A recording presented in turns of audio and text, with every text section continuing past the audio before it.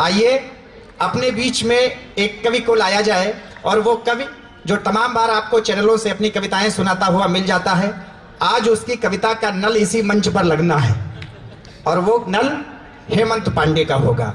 हेमंत पांडे को सुनने के लिए मेरा मन है कि एक बार सारे लोग अपने हाथ उठाएं, उनको तालियों में बदलें, और हास्य के इस हाहाहुती हस्ताक्षर को अपने बीच में जरूर सुने। वे हमारे बीच में हैं। ज्ञानदायिनी मां शारदे, यहाँ पर उपस्थित सभी कविगण, सभी लोगों को प्रणाम करता हूँ। देश के बड़े व्यंग्यकार सर्वश्रेष्ठ कवि दादा अरुण जैमिनी जी बैठे, उनको प्रणाम करता हूँ। छोटा भाई कृष्ण बहुत अच्छी अच्छी कविताएं पढ़कर गया, प्यार मोहब्बत की बातें कर रहा था, हमें बहुत खराब लग रहा था। प्यार मोहब्बत की बात करता तो हमको बहुत खराब लगता है। हमने आज तक प्यार मोहब्बत ना कभी किया, ना कभी किसी को राय दी प्यार मोहब्बत करो। अब ये बीए के क्लास में होके एमए की किताबें पढ़ रहा है, इससे ज्यादा और हमसे ज्यादा खराब नहीं लग सकता। हमने प्यार मोहब्बत के विषय में आज तक कुछ नहीं लिखा, ना कभी सोचा। 4 पंक्तियां पढ़ना चाहता हूं, अगर आपको लगे मेरी बात सही है तो तालियों का महोत्सव करके कवि सम्मेलन को कवि सम्मेलन बना दीजिएगा। मैंने प्यार मोहब्बत के विषय में क्यों नहीं लिखा कि वैलेंटाइन में एक लड़की को दिया रोज, फिर किया प्रपोज। वैलेंटाइन में एक लड़की को दिया रोज, फिर किया प्रपोज। ये मेरा पहला था चांस, फिर उससे मांगा रिस्पांस, वो भी धीरे से मुस्कुराई, मेरे करीब आई, बोली मैंने तुम्हें मना किया तो तुम जल जाओगे, मैं तुम्हें जनता की तरह चाहूंगी पर तुम केजरीवाल की तरह बदल जाओगे। तो आपने 4 पंक्तियों में इतना समर्थन दे दिया, मुझे लगा ढेर सारा प्यार लेके जाऊंगा। प्यार मोहब्बत के विषय में कुछ नहीं लिखा, तमाम कारण एक कारण नहीं है। हमारे राहुल अवस्थी जी बरेली में रहते हैं, हम एक दिन इनके घर में रुके थे। इनके घर में एक जानवर पला है। हमने कहा राहुल भैया आपका ये कुत्ता है, ये तो शेर की तरह लगता है। हमसे बोले पांडे गौर से देखिए शेर ही है, कि जब से प्यार मोहब्बत के चक्कर में पड़ा इसकी शक्ल कुत्ते जैसी हो गई है।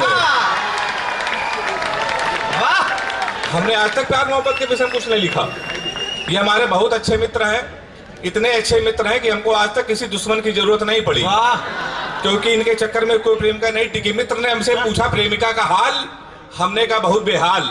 मित्र ने हमसे पूछा प्रेमिका का हाल, हमने कहा बहुत बेहाल। अब सुबह सुबह उससे लड़ाई हो गई, अब वो मेरी मेरी पराई हो गई। अब ना ही देखती ना ही बोलती है, सारा दिन कटी पतंग की तरह डोलती है। अब ना ही देखती ना ही बोलती है, सारा दिन कटी पतंग की तरह डोलती है। फिर हमने मित्र से पूछा तुम्हारा क्या हाल, ये बोले जिंदगी का मजा आराम से कूट रहा हूँ, आजकल खाली हूँ, कटी पतंगे लूट रहा हूँ।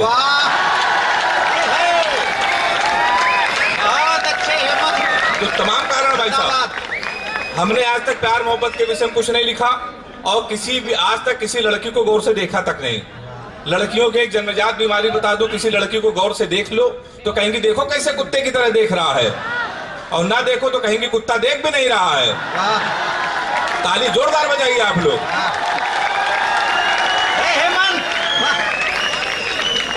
बहुत अच्छे कवि हैं हम, और ये बात केवल हम मानते हैं।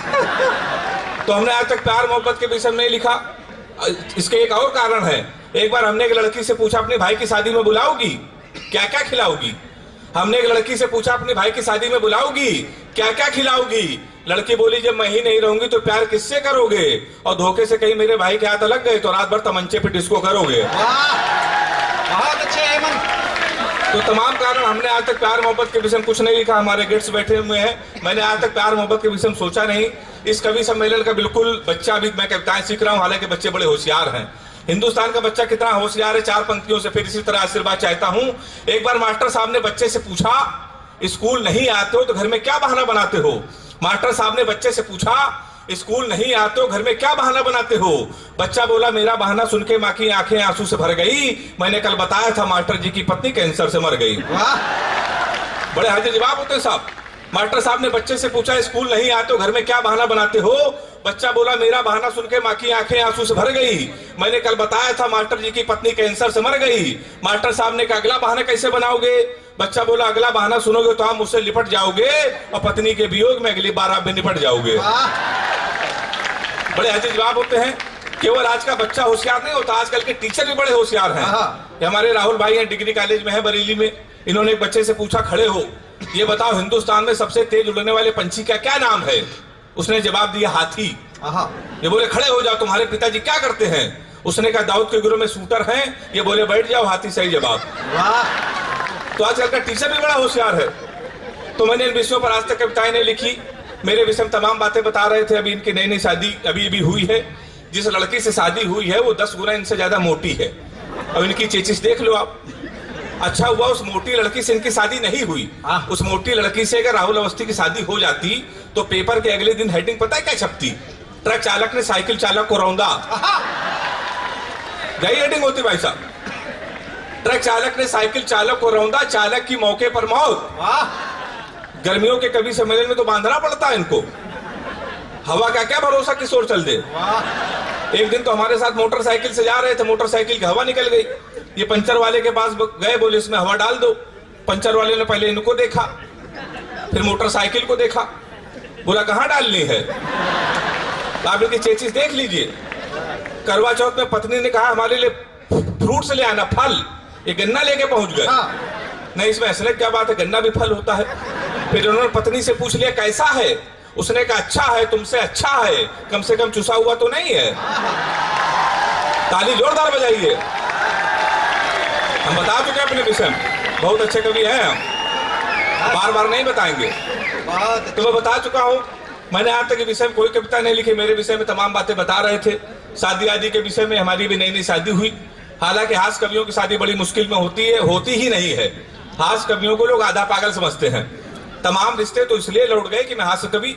एक रिश्ता हमारे आया, लड़की की माँ ने हमारी माँ से पूछा लड़का क्या करता है? हमारी माँ ने सीधा सीधा जवाब दे दिया कवि है।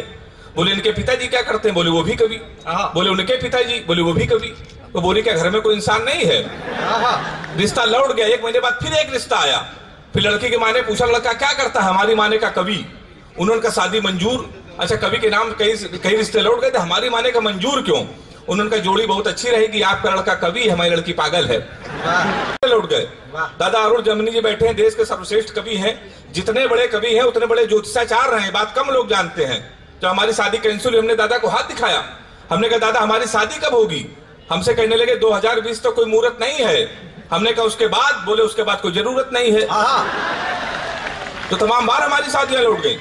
अच्छा, इस समय जब नए नए रिश्ते आते हैं तो लड़की के पिताजी लड़कों से इतने प्रश्न पूछते हैं, ऐसा नहीं लगता अपनी लड़की दे रहे हूं, ऐसा लगता नौकरी दे रहे हूं। जो हमारे नौजवान दोस्त बैठे इनकी शादी नहीं, उनके साथ ऐसा होगा। लड़कों का आजकल इंटरव्यू लिया जाता है। एक रिश्ता हमारे आया, लड़की के पिताजी ने हमसे कहा तुमसे 2-3 प्रश्न पूछेंगे, तुमने बता दिया तो शादी फाइनल, नहीं परमानेंट कैंसिल। हमने कहा पूछिए। कहने लगे बेटा कितना पढ़े लिखे हो? हमने कहा अंग्रेजी से एमए किया है। बोले अंग्रेजी आती है? मैंने कहा कानपुर में अंग्रेजी का मैं टीचर हूँ, धारा प्रवाह अंग्रेजी बोलता हूँ। तो बोले एबीसीडी तो आती होगी। अब मैं अंग्रेजी का टीचर, हमसे पूछ रहे एबीसीडी आती है? हमने कहा आती है। कह रहे आती है तो छोटी एबीसीडी सुनाओ। अब छोटी एबीसीडी कहाँ सुनाते? कहने लगे तुम अंग्रेजी में फेल। गणित आती? हमने कहा आती है। कहने लगे 41 का पहाड़ा सुनाओ। हम उसमें भी फेल। कहने लगे आखिरी प्रश्न पूछ रहे, बता दिया तो फाइनल नहीं परमानेंट कैंसिल। हमने कहा पूछिए। कहने लगे हिंदुस्तान में सबसे बड़ा कांड क्या हुआ? हमने कहा जलियांवाला बाग। बोले वेरी गुड, ये कब हुआ था? हमने कहा 1919 में। बोले इसमें हुआ क्या था? हमने कहा अंग्रेजों ने हमारे 10-12 हजार आदमियों को मार दिया था। हमसे कहने लगे सबके नामों पते बताओ। तो हमारी वो शादी भी कैंसिल। फिर एक दिन हमारी शादी फाइनल हो गई। इससे पहले जो विश्व कप हुआ था क्रिकेट में, भारत और पाकिस्तान का सेमीफाइनल मैच था। हमारी शादी थी, राहुल अवस्थी गवाह है, प्रख्यात गवाह है, मध्यम सक्सेना, ये सब लोग बारात आए थे। हमने पिताजी से कहा आज के दिन शादी ना करो, पूरा देश मैच देखता है। वो नहीं माने। भारत और पाकिस्तान का सेमीफाइनल मैच था, हमारी शादी थी। हमारी कानपुर में बारात जा रही थी। हमारे कुछ कानपुर के दोस्त वो हमारी बारात में डांस भी कर रहे थे और कान में मोबाइल लगा के भारत पाकिस्तान सेमीफाइनल मैच की कमेंट्री भी सुन रहे थे। दोनों काम एक साथ कर रहे हो, डांस कर रहे, कान में मोबाइल लगा के कमेंट्री भी सुन रहे। हम दूल्हे के वेश में सजे थे, घोड़ी के ऊपर बैठे थे। जैसे बारात घर पहुंचने वाले थे, एक लड़का घूम के हमारी तरफ चिल्लाया, बोला छक्का।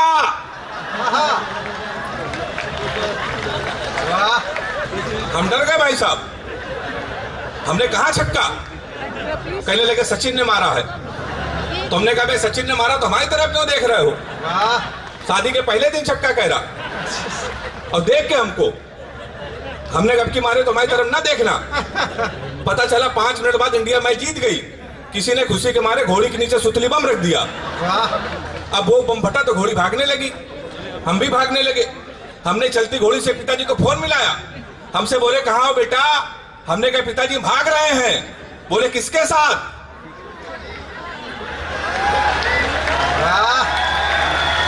कितने समझदार हैं आप लोग। हमने कहा घोड़ी के साथ, बोले शर्म नहीं आती, अबे भागना किसी लड़की के साथ भाग जाते। हमने कहा पिताजी वो बहक गई थी। वो कहने लगे आज घोड़ी बहकी है, कल को अगर गधी बहक गई तो उसके साथ भाग जाओगे। उन्होंने मोबाइल ऑफ कर दिया। भाई साहब 1 हफ्ते लगातार हम भागते रहे। तब 1 हफ्ते बाद हमको होश आया तो हमने अपने आप को जंगल में पाया। वहां 4-5 आदमी खड़े थे। हमने कहा कानपुर का पता बता दो, अपनी बीबी को विदा कराना है। तो उसने कहा तुमको एक छोटा सा काम करना पड़ेगा, हमारे रामलीला का पाठ हो रहा है, ये राम है ये लक्ष्मण है, सूप नखा का रोल जिसे करना था नहीं आया, तुम सूप नखा का रोल कर लो। हमने कहा इसमें क्या करना पड़ेगा? बोला नाक कटवानी पड़ेगी। हमने कहा वो तो कट चुकी है। कल हमने उनकी बात मानी, रात भर सूप नखा का रोल किया। सुबह 4 बजे हमारी आंख खुली, हमारे असली कपड़े गायब, वहां के आदमी गायब, सूप नखा के ड्रेस में पैदल हम अपने घर पे। हमारे पिताजी ऊपर छज्जे पे खड़े थे। हमने कहा पहचाना? उन्होंने हमारी मांस का इसको कटोरा आटा दे दो। हमारे पिताजी नहीं पहचान रहे थे। हमने आपके पुत्र हैं। बोले बेवकूफ मत बनाओ, हमारे 2 ही पुत्र हैं, एक इंजीनियर है, एक नाक कटवा के घोड़ी के साथ भाग गया है। हमने कहा आपके वही पुत्र हैं, नाक कटवा के गए थे, नाकी कटवा के आए हैं। कल उनको पहचान लिएगा, फटाक से जाओ अपनी बीबी को विदा करो। हम ससुराल गए, हमारे साले साहब ने मना कर दिया। हमारे घर के सामने पुलिस का थाना, उस दिन वहां एसओ साहब नहीं बैठे थे, एसपी साहब बैठे थे। हम गए, हमने कहा हमारे साले के खिलाफ FIR लिख लीजिए। कहने लगे तुम ही हेमंत पांडे हो? हमने कहा हाँ। कहने लगे तुम्हारे नाम पहले से FIR है घोड़ी के अपहरण की। तुमको 2 दिन का समय दे रहे, घोड़ी नहीं आई तो तुम जेल चले जाओगे। हमने उनके पैर छुआ। अगर आपको लगे उत्तर प्रदेश की बहुत बड़ी घटना मैंने बिना किसी नाम लिए एक टिप्पणी में निपटा दिया हो, जहां जहां तक मेरी बात पहुंचे तालियों का महोत्सव होना चाहिए। हमने एसपी साहब के पैर छुआ। हमने कहा घोड़ी ढूंढ लाइए। कहने लगे शर्म नहीं आती है, पुलिस के इतने बड़े अधिकारी घोड़ी ढूंढना है। हमने कहा सर ढूंढ लाइए। कहने लगे पुलिस का काम है घोड़ी ढूंढना। हमने कहा सर भैंस तो आप ढूंढ लाए थे। तो हमारी वो शादी भी कैंसिल। अब आखिरी ऑप्शन हमारे पिताजी कि हमने बापू से पूछा होने वाली बीबी का नाम, वो बोले मुन्नी बदनाम। हमने बापू से पूछा होने वाली बीबी का नाम, वो बोले मुन्नी बदनाम। हमने कहा ये भी कोई नाम, पूरी झंडू बाम। वो बोले तू भी कौन सा दूध का धुला है, न जाने कितनों के प्यार में घुला है, तुम दोनों एक दूसरे के साथ ईमानदारी के साथ निभाना, वो अगर झंडू बाम है तुम आडोमास बन जाना। और मुझे मालूम है कितनों में मरता है। अगर आपको लगे हंसाते हुए मैंने कविता कर दी हो, व्यंग्य कर दिया हो, तो मुझे आपके आशीर्वाद मिलना चाहिए। वो बोले मुझे मालूम है कितनों में मरता है, फिर भी बदनामी से डरता है। पर सच तो ये है कि जहां चैनलों में शिला जवान होती है, मुन्नी खुलेआम बदनाम होती है। देश की अस्मिता का चीरहरण जहां सरेआम होता है, वहां केवल मुन्नी नहीं सारा देश बदनाम होता है। आपने इस व्यंग्य को सराहा। व्यंग्य की अंतिम रचना पढ़कर अपना स्थान लेना चाहता हूँ। व्यंग्य के सर्वश्रेष्ठ कवि जहां गुरु जैमिनी जी बैठे हों, एक कोशिश करता हूँ एक व्यंग्य से अपनी कॉपी जचवाता हूँ और अपना स्थान लेता हूँ। सुनिएगा। देश की स्थिति, मंचों की स्थिति आज क्या है। मैंने एक व्यंग्य लिखा, पूरे देश में सराहा गया। अगर आप लोगों ने पास कर दिया तो जिन मंचों पर मैंने नहीं पढ़ा मैं वहां भी पढ़ूंगा। सुनिए, मुझे आशीर्वाद दीजिएगा। कि नशे में हिलता हुआ एक व्यक्ति हमारे पास आया। बोला गुरु कहाँ?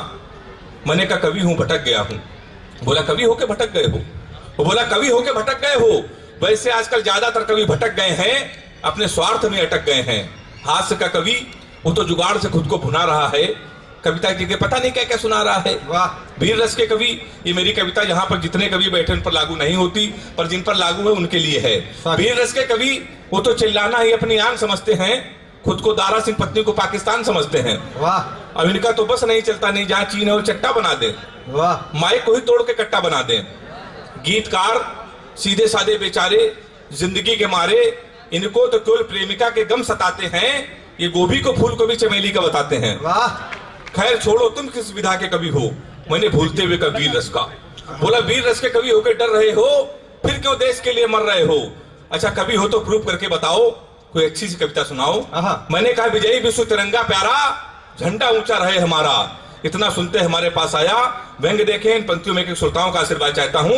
मैंने कहा विजयी विश्व तिरंगा प्यारा, झंडा ऊंचा रहे हमारा। इतना सुनते ही हमारे पास आया और जोर से चिल्लाया, बोला क्या नशे में समझ रहे हो? और हमें क्या इतना भी नहीं मालूम कि जहां के बच्चे पेट भरने के लिए अल्लाह का नाम लेते हैं, चलती ट्रेनों में सूरदास की लाठी थाम लेते हैं, और जहां का नेता अपने ही देश को डायन कहेगा, तो क्या वहां का झंडा ऊंचा रहेगा? हाय हाय। जब कोई नेता अपने ही देश को डायन कहेगा तो क्या वहां का झंडा ऊंचा रहेगा? हमने कहा गुरु कुछ आप ही बताएं। बोला जिस दिन देश में बेरोजगार आत्महत्या की जगह रोजगार पाएगा, गरीब 2 वक्त की रोटी खाएगा, किसी कन्या को भ्रूण में हम मारेंगे नहीं, किसी जयचंद से जब हम हारेंगे नहीं, धर्म के नाम पे जब हम बांटे नहीं जाएंगे, हमारे सैनिकों के सर जिस दिन काटे नहीं जाएंगे, और अपनी ही मां के लिए किसी के मुंह में जब गाली नहीं होगी, रक्षा सौदों में जिस दिन दलाली नहीं होगी, जिस दिन देश का हर एक व्यक्ति अपनी स्वेच्छा से वंदे मातरम कहेगा मेरे मित्र, उस दिन देश का झंडा ऊंचा रहेगा। उस दिन देश का... बहुत अच्छे, वाह वाह हेमंत।